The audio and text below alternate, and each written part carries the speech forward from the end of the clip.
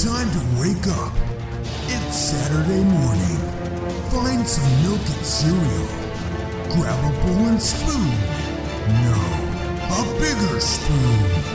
Head to the living room and take a seat on the floor while Joseph and Chris present to you Saturday Morning Cartoon!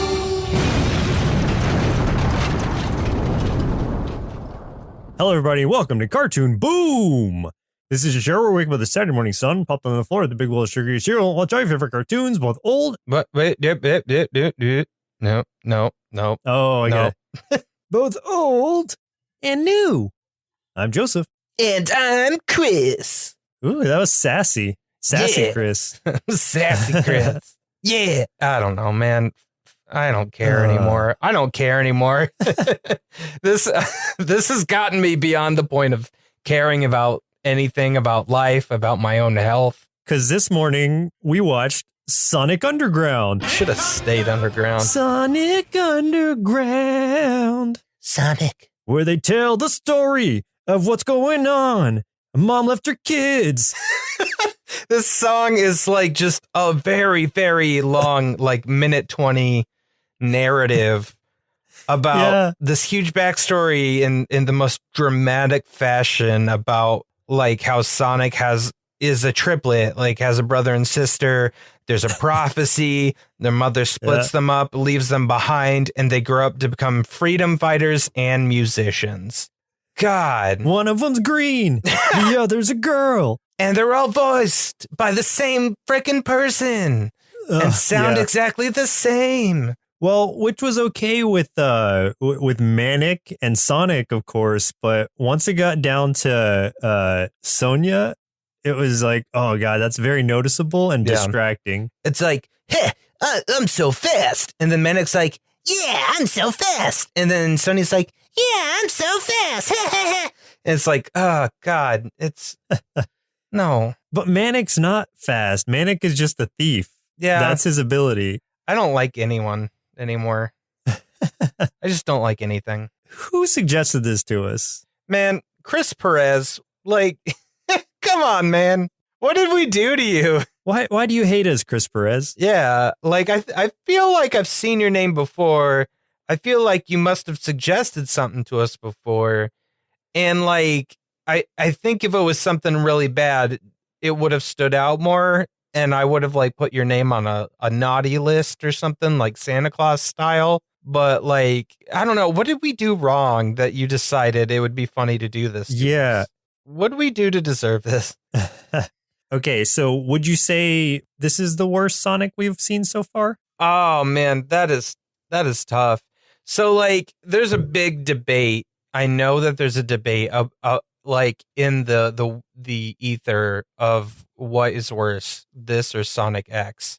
Oh yeah, I'm honestly leaning towards this one. I really am, because like Sonic X was not a good time, but most of it was laughably bad. Or this one was just like made me sad to be alive during these times. Sonic X, we had a good laugh at. I remember the part where it's like he basically, the little kid was holding Sonic captive. Yeah, that kid also almost ended the world. Yeah, out of his like pettiness in wanting to keep Sonic as a friend. He was going to destroy an entire reality. Yeah, that's right. Yeah, which is insane to think about. So at least there was that, and that part is entertaining. Way more interesting. Yeah. Oh man. Okay, so Sonic Underground ran from 1999 to 2000. This was the third Sonic series that had come out at the time. The previous ones, of course, we watched before, which came out in the same year. It was The Adventures of Sonic the Hedgehog, and then Sonic the Hedgehog, or Sonic Sat AM, the Saturday morning one. Yep. It's created by Gene Cheville, Gene Shalopin, and Robbie London. Based on Sonic the Hedgehog by Yuji Naka, Naoto Oshima, and Hirokazu Yasuhara. Directed by Mark Boreal, Francois Himen, and Daniel Serrier. Produced by Les Studios Tex SARL, which I guess is a French studio. And then Deke Productions LP. Eek. Ran for 1 season, 40 episodes on TF1 station in France and syndication in the US. When they say based on Sonic the Hedgehog, like, I feel like they need to reword that to like barely based on Sonic the Hedgehog, barely loosely based on the video games of Sonic the Hedgehog. It had Sonic the Hedgehog, it had Dr. Robotnik, and that's it. And Knuckles was in some episodes. That's it. Yeah, there was nothing else in common at all. He wasn't even the same kind of Sonic. This Sonic's a prince or something? Like, what? What is this? Yeah, Sonic and his siblings are royalty. Who thought that would be an interesting... Like, come on. Oh, man. I don't know why they decided to go a completely different direction with it. But who were some of the actors who played in this show? All right. Well, Sonic, Manic, and Sonia the Hedgehog, all voiced by Jaleel White, as we kind of said before. So Jaleel White, voice of Sonic the Hedgehog in many other iterations. Like you said, the previous two to come before this one were also voiced by Jaleel White, and also known as Urkel. You know, did I do that? Anyway, got some cheese. You know the voice. I know. Yeah, you know. To make matters worse, okay, if any of you listening have not seen this show before, you're about to be in for an interesting surprise when I talk about these next few characters. Sonic's singing voice was Sam Vincent. Manic's singing voice was Tidley Ross. And Sonia's singing voice was Stevie Valance. Yes, there is a lot of these 3 hedgehogs singing in every episode. At least 1 song per episode. Yep. Oh, man. If we can call it singing. Queen Alina, voiced by Gail Webster. Dr. Robotnik, voiced by Gary Chalk, who was the voice of Optimus Primal in Beast Wars, if you didn't recognize that voice. He was also Grounder in, I think, Adventures of Sonic the Hedgehog. Yes, he was. Yes, he was. So, like, I was listening to that voice, and I'm like, this is familiar. He must have voiced Robotnik before. And then when I was looking up the info, I did see that he was on that one, and I was like, oh, he must have been Robotnik then. Nope, he's Grounder. Sleet was voiced by Maurice LaMarche, which was, like, instantly recognizable. Maurice also voiced just a whole slew of additional characters, just, unnamed characters throughout the entire series. And then Dingo, voiced by Peter Wilds. Like, why is it in like every Sonic cartoon, they just make up some random new characters just out of nowhere that have nothing to do with anything that's ever come before it or any of the games or anything? Yeah, you know? Yeah, and Sleet and Dingo were supposed to be bounty hunters, but basically they had that taken away from them and just became Robotnik's henchmen in the first episode. So it was like, why were they even bounty hunters to begin with? Exactly. If that wasn't going to play any role in this? Yep. It didn't really make any sense at all. And like, I didn't really quite understand their dynamic much either, in that, like, Dingo transformed into things a lot, but only because Sleet had like a remote control that I guess only transforms Dingo into things. But Dingo's not like a robot. He's like he's flesh and blood like bodybuilding dingo, anthropomorphic dingo. Yeah, but he can, with this remote, he can be turned into objects. But even though he becomes an object, like, his arms and legs can still stick out of it, and so can his face. Like, it gets real Turbo Teen a few times in a very uncomfortable way. Oh my gosh, yes. I didn't like that at all.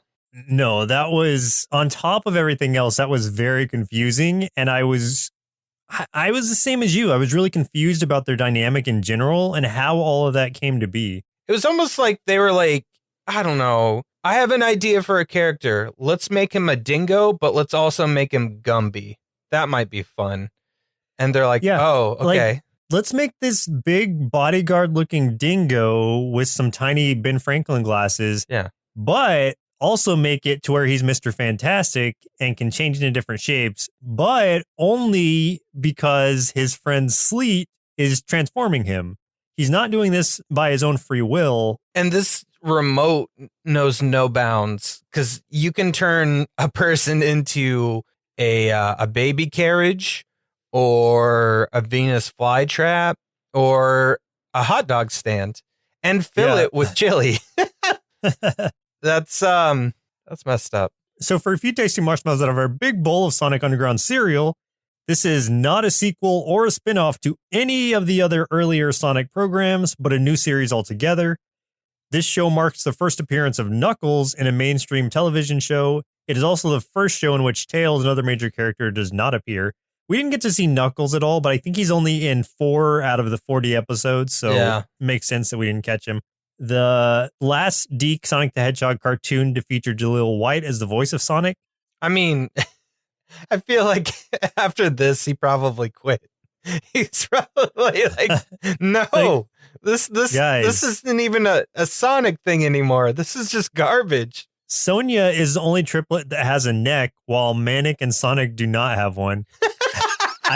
Which I guess is true, but I just saw that in the trivia and I had to mark it down because I was like, why would you notice that? But okay. Every once in a while too, like I noticed some real inconsistencies with her design, like because the others and most of the time her, have those like white glove kind of hands. But every once in a while, instead, she has superhuman looking hands. Just, flesh colored, very human looking. And I'm like, ugh, gross. Why? Don't do that. Anything goes in Sonic Underground. It's messed up. So there was an episode that was banned in China due to a controversial statement on communism. As the episode was drawing to a close, Sonic makes a courageous 4-minute dialogue on the evils of communism and how it will never work in today's society. Oh, wow. Yeah. I would love the idea if it had the episode had nothing to do with communism at all. It's just like, hey, we finally saved our mom from this alligator pit. But you know what sucks? Communism. Let's talk about this for a minute. He like puts a knee up on a shelf and like puts his elbow on his knee and starts talking about communism and all of it. Oh my God. Or they tell just a real knee slapper of a joke at the end, but then he's like, but you know what's not funny? Communism. We sure had a lot of fun on this episode today, but you know what isn't fun? Communism. In the title sequence, there are a number of clips of Queen Alina, which is Sonic's mom, crying. However, one of these clips is played backwards, which is obvious because the tears are going up her face. Ew. Why? Ew. No. I don't know, man. This just felt like it didn't get treated well at all. Like no one put any care into making it. Yeah. That's unfortunate when like people do like cartoons and shows this way. Because there is something to be said for some cartoons just being a cash grab. Even on conception. And something like this, yes, probably a cash grab coming off of the other 2 Sonic cartoons, and Sonic was really popular at the time. However, like there's got to be someone somewhere in this thing that had some sort of passion for this project, whether it was writers or illustrators or somebody or voice actors. Someone must have believed in this thing to be on board, right? Like at some point. But it's obvious, like, when parts of the studio just could not care less. And just the whole thing becomes so sloppy just because of it. And yeah, whoever made the intro, whichever part of the studio did that, really didn't care. Yeah, that was obvious from the get-go. Like, I texted you just a few seconds into this intro, and I was like, this is so bad.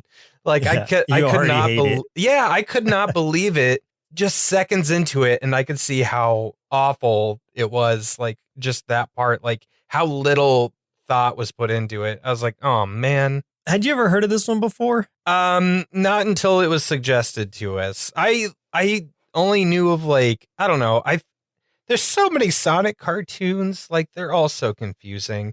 And we thought we were done. We were celebrating last episode that we were coming to a close. And And like, just like we predicted, the second we were like, oh man, yeah, this is the last one, someone found another one and suggested it. And I was like, God, why? And I think there's actually one more, at least like a cartoon movie or something that we're going to have to watch one day. Oh, there's multiple cartoon movies. That's the problem. Oh, no. There's multiple. There's even a no. Christmas one. What? Yeah. What happened to the names? You got Sonic, you got Manic, but then you got Sonia. Well, I don't know. Were they named before they were adopted or not? I assume so, but I don't know. Well, let's go ahead and jump into the episodes we watched for today's show. The very first episode, the highest rated episode, and then finally a random listener chosen episode. The order may vary depending on how these episodes fall chronologically, but of course we have to start with the very first episode, which was Beginnings. Origins Part 1. Season 1, Episode 1. It says Part 1, but you can watch it standalone. Yeah. And the way that I watched it on Amazon Prime, they're so disorganized, the episodes. This was like the 20th episode or something. It was not the first one. Yeah, even though this is showing you the beginning of everything and like how they all meet in the first place, but it's like episode 20 something. That doesn't make any sense. And it's not like it's playing it like it's a flashback. It's like this is real time and it's showing you the history of how it gets up to this point. So stupid. Whatever. So this is the history of the underground told in detail from the fall of Mobotropolis to the rise of Robotnik. Dun, dun, dun. Well, we got 3 baby hedgehogs. We got a mom who's just like, I heard about a prophecy from a crocodile aardvark boy, and now I'm gonna split my kids up. I'm gonna give them all to different people, and I'm gonna peace out for now. So she does that. She leaves each one at a different doorstep, but a big old sewer rat comes out and takes one of them to the streets where he becomes a thief. That would be Manic. Mm-hmm. Sonia, the pink one, because she's a girl, so of course they have to make her pink because stereotypes, gets taken to some rich folk, and then Sonic just gets taken to, I guess, a run-of-the-mill middle class kind of thing. And like all of them have ADHD and are really annoying in that first episode, at least from the beginning. Oh yeah, when they're shown as kids running around. Yeah, oof.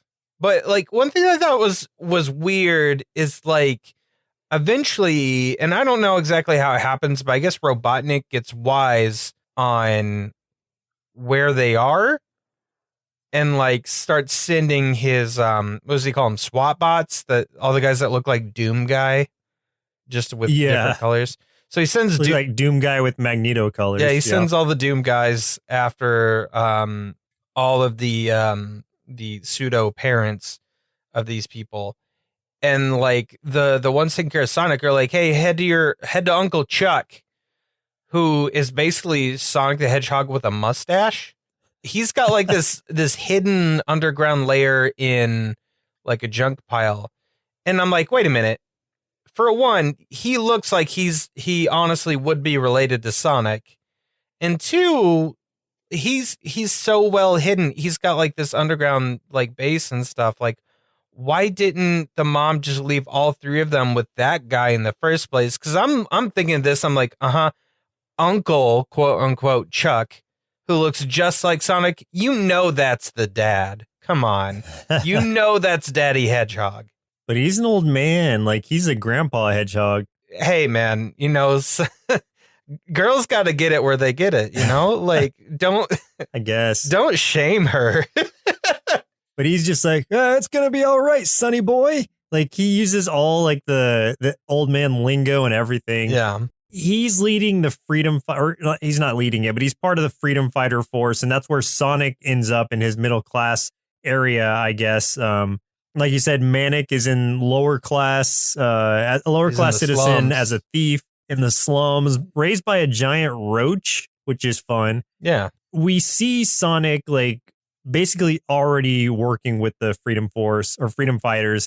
I guess he goes around and bombs some factories bombs some Robotnik's factories. What's interesting is this comes off initially as a very serious show, but it really throws all that away, especially once it goes in the musical scores. It's like, oh man, yeah. what happened? Why did you choose to take this post-apocalyptic route if you're going to blow it? Like, if you're trying to make it a fun, like, kids show, why take it in that direction at first? I think because no one knew what they were doing. Like, this is my thought of what may have happened. This is purely conjecture. So I'm putting on, everyone put your tinfoil hats on real quick. Put them on. This is what I think may have happened. I think there was an original pitch to make this maybe a more serious thing, maybe a little bit darker. Who knows? You know, post-apocalyptic take on Sonic the Hedgehog. When I say darker, I don't mean Snyderverse freaking like, you know, Sonic's out there literally killing people. Though we do get to see a baby die later. That's fun. Oh yeah. Yeah, that was cool. But like, I mean, you know, a little bit more gritty than the other stuff, maybe. Like maybe the idea was, well, this is going to be a show that's going to be a little bit more for that audience that has been aging with the original cartoons, because now they went from being children to they're getting into their preteens and teens. So maybe they're trying to age with the audience. But the studio, I'm guessing, from the original pitch was like, great, love it, but let's change this.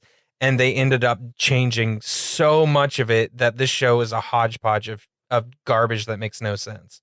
It was just trying to do way too many things at the same time and didn't really succeed at any of them. No, it didn't. Uncle Chuck gets caught. What was with the Oracle? He was like an alligator, but he was an alien. He was an alligator aardvark boy, I think. I don't know. Yeah, kind of. I don't know what he was. What was he? Robotnik's whole thing is still to, you know, much like the original Sonic, try to turn all these animals into robots. Sonic still has his taste for chili dogs. Like, out of everything they were going to keep, like, that was it for Sonic. He's fast and he likes chili dogs. That's about it. Why didn't they ever bring in like gold rings into it in any of these? Yeah, why didn't we see Super Sonic or Super Manic or Super Sonia? You could have made him like, I don't know, what if he was Sonic instead of chili dogs? What if he's addicted to like SpaghettiOs? And that's actually what the golden rings are. It's just chomping down some SpaghettiOs. Because that stuff was awesome. Some sponsorship from SpaghettiOs. Yeah, like, I mean, as a kid, I ate tons of SpaghettiOs, so I would have related like big time to Sonic. I would have been like, yeah, I get it. I would sacrifice possibly my safety and the safety of others for some good SpaghettiOs. So to find his siblings, Sonic is like, God. or the Oracle tells him to sing a song in his heart. All three of them have these medallions on that you're not sure what they are at first, but then once this musical score starts, it doesn't just like go like back and forth of them singing. It starts a whole music video off with the type of screen splitting that I absolutely hate, where it squishes things and like skews things to where they don't look in proportion anymore. Right. And it's like Sonic will be singing in one part, Sonia singing in another, Manic, I guess, is singing in another. While Sonic's on guitar, Sonia's on keyboard, and Manic is on drums, I believe. Yeah. And they're singing a song about we'll be together someday, but they don't know each other yet, but they're harmonizing somehow. And then after the song's over, they're like, what was that? What happened? And Sonic's like, oh, now I know they're out there. But here's what I want to say, too, is like they brought in people to like sing the parts. Like they're like, we're not going to make Jaleel White do this. We've tortured him enough. Let's bring in some singers to do this. And it was bad. Like the one doing Sonic's part. Oh my God. He did not sound like Sonic singing at all. No, it didn't. He didn't sound like anyone should be singing, to be honest. Oh, like I don't want to be a jerk, but like it was rough. Yeah, I'm remembering it probably deeper than it is, but I just think it's funny to imagine Sonic having a really like baritone singing voice for some reason. It was just real like scrappy. Like I don't know. Like he should be singing some grunge music instead or something. I don't know. But it like no, I take it back. He shouldn't be singing anything. At one point, so at this point in the first episode, Robotnik doesn't know who's like sabotaging his factories. when he brings the bounty hunters, Sleet and Dingo into it, like they're all kind of looking at this video and freeze framing it and kind of zooming in, and they see Sonic's butt. So what they do, or they see Sonic's backside. So what they do is they like pull up references to different animal butts on their computer. And that's literally what they're doing, is looking at the back of all these different animals. Yeah, just whose cheeks are these? And I guess one of them happens to be a blue hedgehog with red shoes. So like, oh, that's it. Oh, man. So then they all meet up. Manic hears Sonic's just like in this courtyard or something playing his guitar. Manic hears it and runs towards it. And then Sonia with her friend Barnaby goes up there too and starts playing her keyboard. And that's how they all meet up, is just rocking out. I think their band is actually called Sonic Underground, and that's part of the title. Yeah. All of their guardians get taken and supposedly killed, or not killed, but roboticized. Yeah. And like all the people who helped raise them get roboticized. So they're like, all right, well, we have nothing to, go back to anymore. So let's all just team up. We have nothing, like, well, we need to get revenge for them and find our mom. So let's go team up and save Mobius. And that's it. That's the first episode. Wasn't Mobius another like P2P file sharing system like Napster and LimeWire? Pretty sure that's what Mobius was. You're thinking of Morpheus. Oh, it was Morpheus. Oh, okay. Mobius, I think, was like an MP3 player then, because I've heard of Mobius before. Isn't that the vampire's name in... Oh, no, Morbius is who I'm thinking of in Spider-Man. Yeah, I don't know. But I did like at the end how, like, the three of them were finally, like, reunited after all these years. But Sonia's like, I'm all alone now. And I'm like, you just found your two brothers. I guess they don't count for squat. Because she's just like, I'm alone. So the next episode we watched was Three Hedgehogs and a Baby, season 1, episode 22. And this was your pick for some reason. I guess because of the baby. I picked it because, like, so at the end of the last episode, guys, what you don't know is once this came up, Joseph and I searched online to look up photos of this cartoon because we weren't familiar with it. And we found a whole lot of pictures, still shots from this episode in particular actually came up, and like the design of this baby is so bad.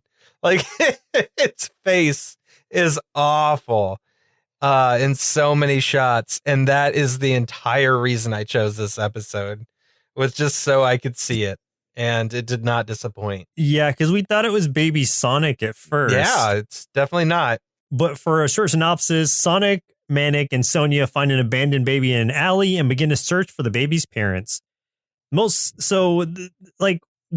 introing episodes, at least at this point, with Queen Alina, their mother, talking, and she's just like, the most difficult thing a mother has to do is let go of her children. And that's about the most serious part of the episodes, is where she intros and outros them. You know how all mothers do that, when like every mother lets go of their small, right. like 6-year-old when they're children. advised by Alligator Aardvark Alien to do so. Why wouldn't you? Because, prophecy. Can I ask you something? Why is every like story have to have a prophecy in it? Like, have you ever done anything because you heard about a prophecy in your entire life? Have you ever done anything based on a prophecy? Not yet. Have you even ever heard a prophecy? Has anyone ever told you one before? Not as in you should do this thing because I'm a prophet or something. No. Yeah. So like, why is like every story have a prophet or some prophecy in it? It's like everything these days. It's lazy writing. It's just like, we need reason for her to give up her kids. Prophecy. No, it's a prophecy. All right, sounds good. Yeah. Let's go to lunch. Yeah. What if she just didn't want her kids anymore? And she's just like, prophecy. What if she just paid this guy to say there was a prophecy to justify it? He's not an oracle at all. He's just a paid actor from like the local community college.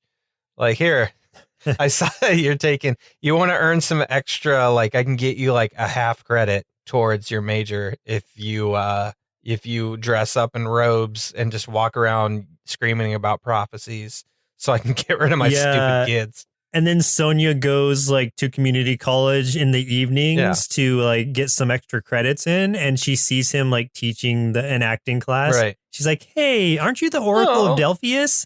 It's like, "Oh no, Nope. I don't know what you're talking about. My name's Trevor. Just one of those faces, I suppose."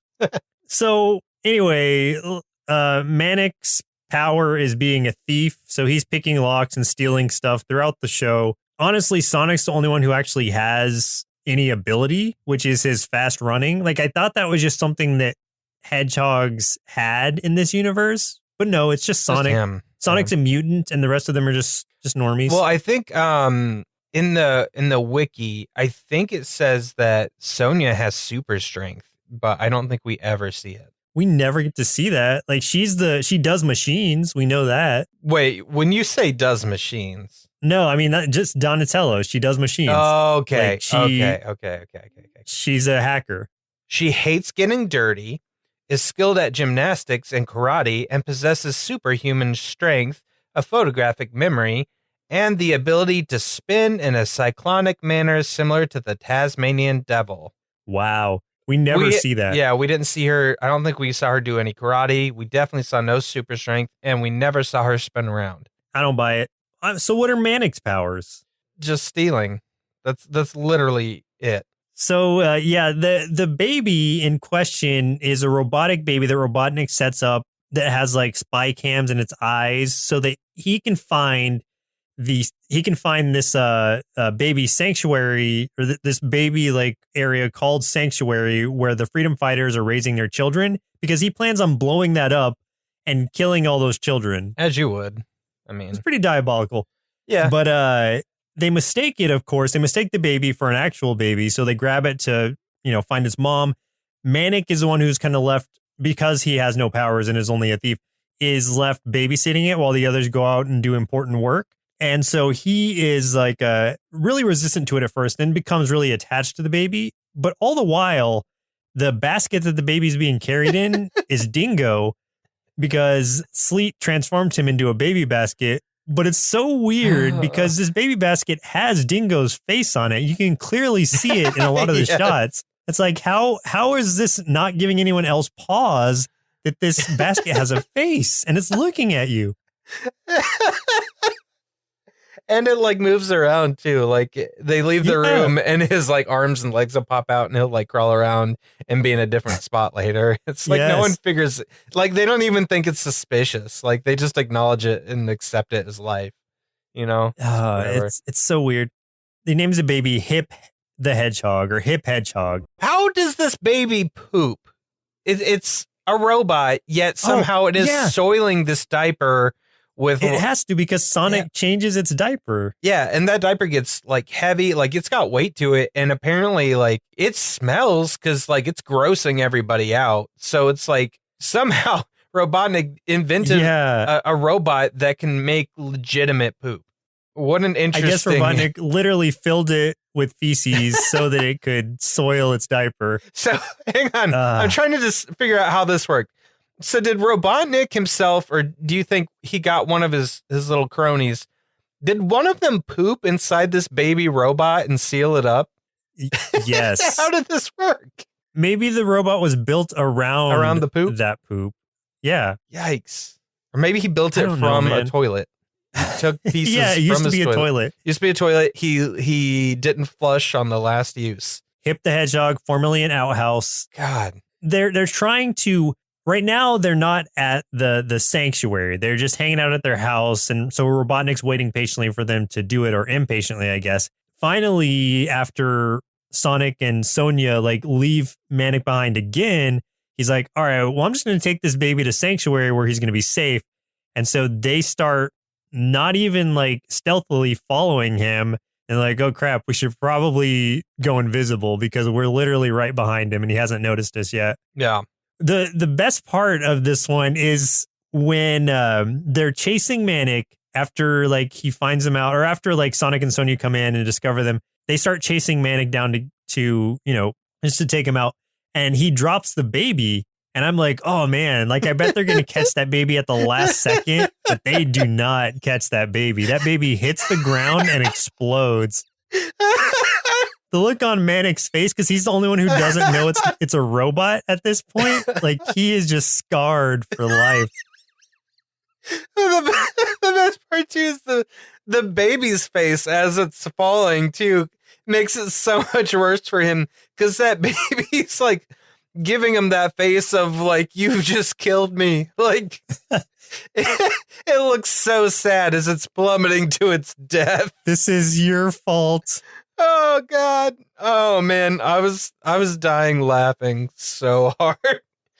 And just the velocity of that explosion too. I mean, just pieces went flying. There's that big cloud and just springs and nuts and bolts flying every direction.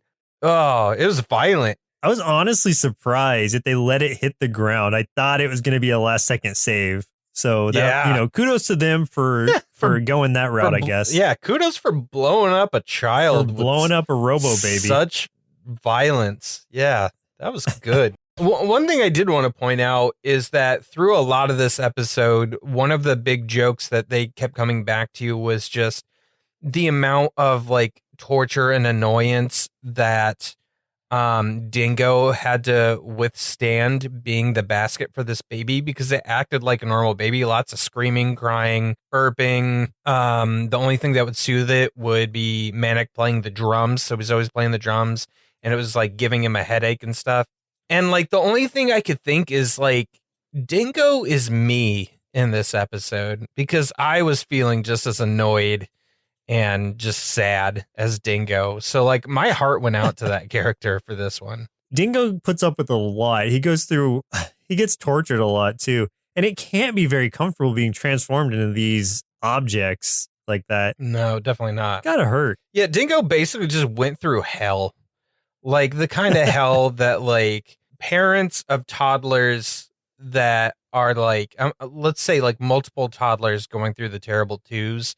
You're over it and you don't know what to do anymore. And you're just sitting there as chaos erupts around you. That was Dingo. Like you could see the stress on his face, even as a basket, you could see it. Especially since this baby was built around poop, we know. So it couldn't have smelled great. No, being around that baby the whole time. And that baby was on top of him, like technically inside him the entire time. Because he was a basket. Yeah.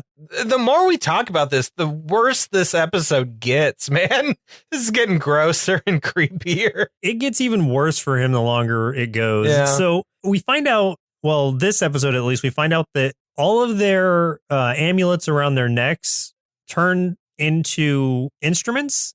And these instruments are also weapons because we see Sonia like pull out her keyboard and then use it as a laser or something. It's like, what the heck? What is happening here? Why do they all just have like musical weapons? Then we get another song about being a kid is cool. Robotnik is all of us because he hates it. Yeah, that's pretty much it. Baby explodes and they're just like, oh, well, it was just a robot. Don't worry about it. But Manic, it scarred him for life. He's got PTSD for sure. You could he's going to remember that on his face. And like it affected him to the point where like you see them in Sanctuary later and like you can tell he's trying to get over it. He's like teaching some other like actual children. He found out what real children look like. He's trying to teach them how to play drums. And like he's just so out of it. He's just like, go get some sticks and some flat rocks. And I'm like, as a drummer myself, man, you're not going to get a good sound out of sticks and rocks. I'm just going to tell you that right now. So the last episode we watched for today's show was Wedding Bell Blues, season 1, episode 30, and this was the highest rated episode, where Robotnik announces that he will marry Queen Alina in a plot to become the king of Mobius. This was an interesting one. I want to say though that like plot-wise, this episode flowed better than the other two. Like I felt like this one actually had a sense of beginning and end, whereas the others just felt really haphazard and had no discernible like path in which to go. Does that make any sense, or am I just drunk on all this fizzy water I keep drinking. Yeah, I see what you're saying. Like this one actually had like a through line. Like there was a destination, which the other episodes were just like all over the place and didn't make a whole lot of sense. Yeah. So I get what you're saying. For like, Robotnik just sets this up where he's like announces to everybody. He's like, "Hey, like I'm getting married to Queen Alina, and that's that." At this point in the series, like Sonic and Manic and Sonia haven't found their mom yet, so they're like, "Oh man, like what if he's telling the truth? Like mom wouldn't do that willingly, would she? Maybe she would if she was forced to." So they're like, "Okay, well we have to go save her." And that's what sets up the episode. I love the idea that the way his idea of like luring these three out was announcing to the kingdom that he's going to hook up with their mom. Like, hey, guess what? I'm about to hook up with your mom. Let's see what you got to say about it. And they're like, oh man, he might actually be hooking up with our mom. Like, is he going to be our dad? Yeah. Like, we can't allow this. They're just like, what is she thinking? Like, why? She could do better. Yeah. We need to sit down and have a talk with mom. She just hasn't been herself. We find out that one of Sonia's powers is also flirting with Bartleby because... Oh, man. So they need to get into this royal party, and they're not invited, obviously, even though Robotnik wants them to be there. It's a trap, blah, blah, blah. It's a trap. So they're like, okay, well, how can we get in there? Let's just pretend we're musicians for the thing. Like they need music. So we'll dress up first as housekeepers, and we'll go find Bartleby, who I guess is still siding with Robotnik. Or he's one of the higher class people, and Robotnik, I think they say in the first episode, Robotnik has basically left higher class alone and is just preying on the lower middle class. And so Bartleby is still fine. He just has to pay like tolls every once in a while or something. You know, in that way, like Robotnik's the classic politician. I mean, if we're being honest, you know, leave the high class alone and let's just stick it to everybody else. So she is flirting with Bartleby so that he can help them get into this party as musicians. And so, and Manic is walking around stealing all his stuff, stealing all Bartleby's stuff just because that's what he does. This is when Sleet and Dingo come over to get the tribute, which is how basically the what is it called, like when the mafia does it, like protection money or something, like yeah, I mean I think that's basically it, like protection money. Which is like how they stay safe. The richer people just have to pay into it to pay Robotnik to protect them, quote unquote. And so like, but they're trying to get double tribute from him because they need money for the wedding. And he's like, well, Sonia convinces him to tell them like, okay, I'll give you half tribute and I'll offer some musicians to you. And that's where, you know, Sonic, Sonia, and Manic come in. Like they're going to be those musicians. Yep. And that sucks because I knew immediately that means we're going to get another song. And we did. This one was called When Tomorrow Comes. And it was, I mean, just as bad as all the other ones. They practice this music and like they're playing for so long instead of like planning how to find their mom, you know, like I feel like they're procrastinating. Like they have to pull themselves away from playing music to actually do anything.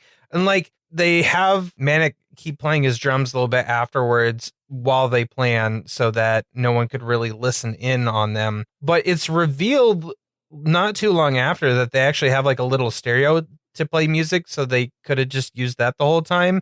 So literally they were just like, should we figure out how to save mom? Nah, let's play some music, even though this isn't the part that like no one's here to listen to it. Let's just go ahead and play music anyway. Like, who cares? Right. Yeah, they were just having a good time. Yeah, they're just messing around, you know, whatever. Who cares that our mom might be like forced into this marriage? At least we get to play, like, you know, rock out. Once Sonic is discovered by Robotnik, a part that really bothered me was when Dingo is turned into a chili dog stand, a chili dog station, basically, because I wonder where those chili dogs are coming from. Did they materialize with him, and are they parts of him? Oh, God. Is that like his flesh that Sonic is feasting on? I don't understand how this transmogrification works. Oh, no.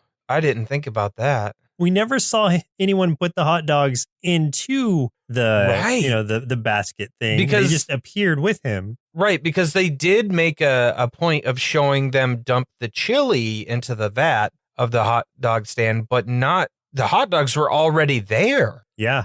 So I'm pretty sure he ate. Well, he would have been eating part of Dingo, but he ended up not eating it. Remember? True.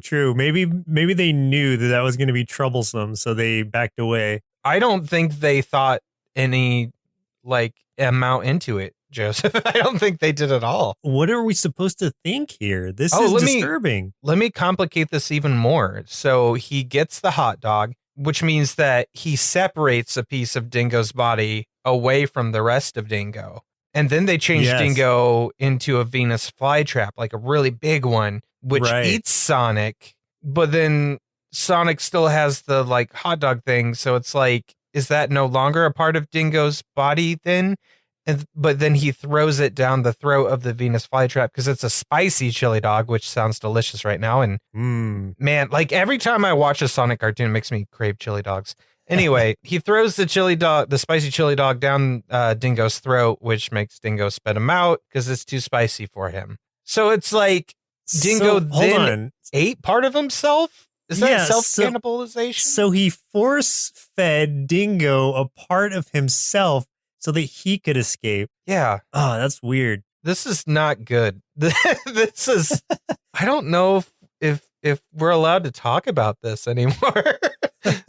This is really disturbing on so many levels. Well, that's why this is detached from the rest of the Sonic universe, because they're all right, we're gonna dive into some crazy things here, some controversial things like exploding babies and forced self-cannibalism. Yeah. So we can't attach this to the rest of the Sonic universe. Wow. They really went for it, didn't they? They did Snyderverse this one. Gosh. Yeah. All right. Oh, man. Robotnik captures Sonia and then changes gears from, of course, the queen isn't actually there, so he can't really marry the queen. But then he's just I'm going to adopt you as my daughter and declare the queen has abandoned the throne, which will make me king because I'm now your daddy. Sonic's oh no, Manic, you go dress up as our mom and then be nah, we're good.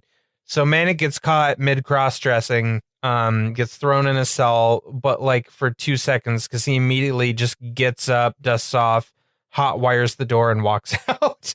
So that was kind of a throwaway scene that was so unnecessary. It was just to delay him for a few seconds. Yeah. But then the actual queen shows up, Queen Alina, and stops the ceremony. And things ensue. She stops Robotnik. The kids get away. And what I liked about this and really solidifies my theory that the prophecy isn't real and that she just wanted to ditch her kids is that we've got that scene towards the end where they figure out that it actually was their mom. And then you can see her in the distance, she had time to come say hello to them or say something. And instead she just ditched him again. She was nah. Yeah. And no, I've been watching a lot of the current DuckTales series. And this is very different than the way Della Duck, Huey, Dewey, and Louie's mom is in trying to get back together with them. But you're right.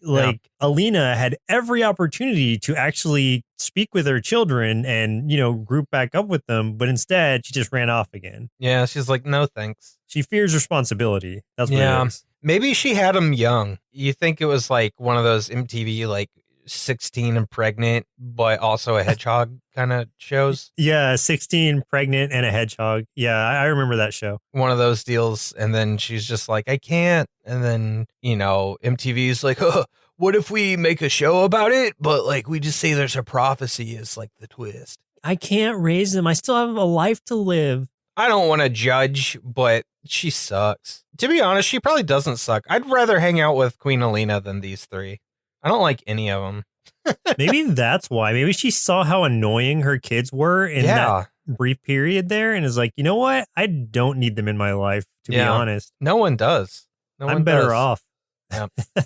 We all would be. So yeah, that's pretty much where that wraps up. Oh, one question I had though was after we've seen Dingo transform so many times, In the moment that he was Yeah. posing as Alina, why was he still just Dingo? Why didn't they actually transform him into a duplicate of her or something, or at least someone of a similar body shape? I forgot about that. There is the scene where they did trick the kids into thinking their mom was there earlier. It was just Dingo in a wedding dress, but like just straight up regular Dingo, big and muscular in the wedding dress, and they fell for it. Yep. What? That doesn't make any sense. No, no, it does not. Oh, wow. I forgot how buff mom was.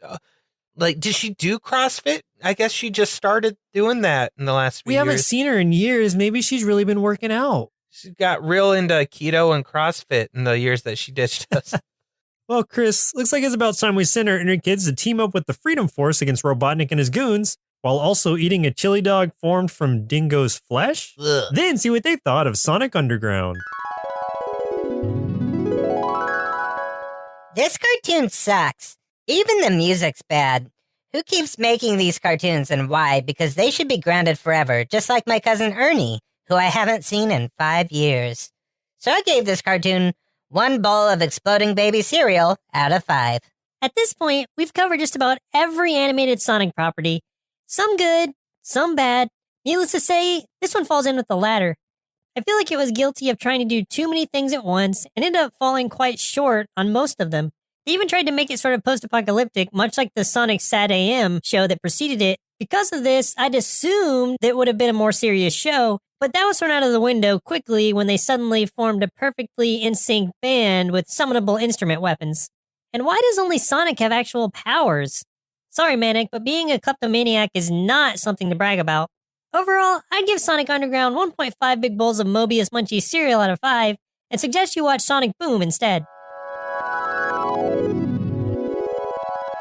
Yeah, Sonic Boom was a lot of fun. I enjoyed that one. That was a good show. This, though, oh, man. This was one of the hardest shows I've experienced at all out of anything that I've watched, either for this show or anything else, because it's like, I mean that in that I kept finding myself doing other things while watching it and then catching myself not paying attention because it was so unenjoyable. I mean, here's the thing. So the plot and the premise felt really heavy-handed, but as we kind of talked about earlier, it could have possibly worked because it feels like they wanted to go for something and then for whatever reason, it feels like it changed course or there's too many cooks in the kitchen and it messed everything up. So it really went nowhere. Like each episode felt like it had no development of any kind, nor did any of the characters in a show that made it feel like there's supposed to be this big buildup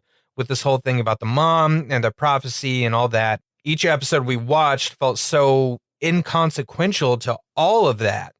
It was way more of a story about Robotnik trying to keep anything from happening than it was about Sonic and his siblings trying to accomplish a goal. And none of it was satisfying at all for me. The show, when you really break it down, is about what song are we going to play this episode and what is Dingo going to transform into this episode? Those are the two things you can count on for every episode. The rest of it's so up in the air, you have no idea what's going to happen. Imagine how great it could have been had they made like any kind of like character development choices, even from the get-go. Like, what if Manic was the misunderstood like bad boy? He didn't get along with the siblings at first, but then he turns out to have a heart of gold and like makes some sort of daring near sacrifice to save someone. Like, how much better would it have been had he actually had some sort of character development instead of just being the annoying thief? Yeah, exactly. He could have had layers, and instead he was just a very flat character. But like you were saying, there was no character to it at all. It was very like straightforward. It was just about like playing music. It was just about like trying to be 90s cool when the 90s were coming to a close.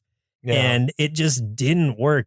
The other shows at least had the Sonic universe on their side. Like we got to see Tails. We got to see like different characters from the Sonic universe and the Sonic video games that we know. And this one brought Knuckles into it, I guess, but in a completely different way. Yeah. And you saw like the images of Knuckles' design too, and it looks bad. A lot of the, and this is one thing we didn't touch on much, is like the animation in this like was not the best. And it's not like overall, it's not that bad, but there are so many like still frames that you can just look up online super easily of like just really, for whatever reason, super distorted characters in certain frames and things like that. Like it's just so I'm losing the word for it. It's just it's not smooth at all. It's really like there's a lot of mistakes, there's a lot of errors, things like that. It's rough. Yeah, just look up the baby from the episode we were talking about, and you'll see what we mean. Yeah, it looks awful. You'll be happy to know that it exploded. You're so glad that the baby dies. Please, no one cut that out of context, because that's going to get me on a list that I don't want to be on. Oh man. But yeah, this was bad. I mean, even Sonic X was better than this in that like that character Chris was terrible. He was one of the worst characters I've seen in anything, and I hated that, and I had I had a lot of dislike for that show overall because of him and some of the other stuff. But Sonic in that was at least likable, and there was other likable parts of it, like Shadow and stuff like that. There was some really cool stuff. This had nothing to offer. No, this was trying to be a completely independent property with just Sonic at its helm to bring in an audience, and it just did not succeed. So it was good it only went on for one season, but even then it felt like it went on for too long. Yeah, for sure. So Chris Perez, thank you for making us watch this, because now we know never to watch it again. Yeah, and we won't. We won't. So thank you for that. Well, listeners, it looks like our milk supply is now run dry, so it's time for us to say goodbye. And in 2 weeks, we'll be watching He-Man and She-Ra, a Christmas special. Oh, cool. So this is one that has been requested of us for years and years and years. And I felt like, since it's that time of season, I felt like it's time for us to finally do it. I don't have the names of everyone that's requested it. I'm very sorry. I don't know why it isn't in the note where I usually keep everything. I must have accidentally deleted it when I deleted another one that we did at some point. I do know our friend Justin did ask for it a long time ago, and we've had several listeners request this over the years as well. So it's finally time to do it, and we got to do something Christmassy. So here we are for our Christmas special. We also did have somebody ask if we're going to be doing another Spoonie Awards this year. And your answer is yes, we will be doing Spoonie Awards once again. So yeah, we're excited for that too. And I'm excited to watch that. I don't think I've ever seen it, to be honest. I have not either, but I love He-Man stuff. So yeah, classic He-Man's wonderful. Classic got a special He-Man. place in my heart. Yeah. Once again, I'm Joseph. And I'm Chris. We'll see you next Saturday. Presented by Nerdsloth, a place for lazy nerds. If you like what you heard, consider donating at patreon.com/nerdsloth so we can continue bringing you quality shows. Be sure to also leave us a review and share your favorite episodes and clips on social media. If you're looking for more content, visit us at nerdsloth.com.